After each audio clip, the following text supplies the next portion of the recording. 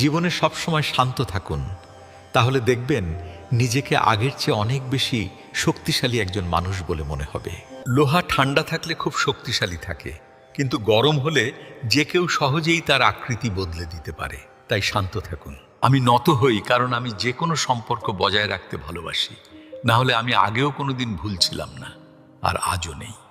যারা আপনাকে সারাদিন জান জান বলে ডাকে, আমি তাদেরকেই মানুষের জান নিতে দেখেছি। তাই একটু সাবধানে থাকবেন। আজকের দিনের মানুষও এখন শেয়ার বাজারের মতো হয়ে গেছে।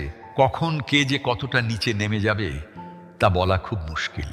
কারো জীবনে জোর করে অংশ হওয়ার থেকে নিজেকে সামলে নিয়ে তার জীবন থেকে অনেক দূরে সরে যাওয়াটাই অনেক ভালো। এই পৃথিবীতে সব প্রয়োজন শুধু টাকা দিয়ে মেটানো যায় না।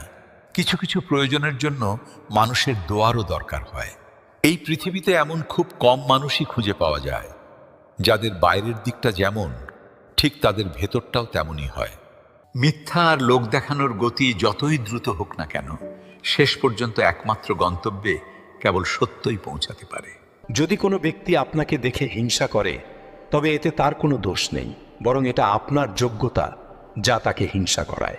তাই নিজের যোগ্যতা বাড়ান, আর যে যত বেশি হিংসা করে তাকে তত বেশি করে জ্বালিয়ে দিন, তাকে আরও পুড়তে দিন।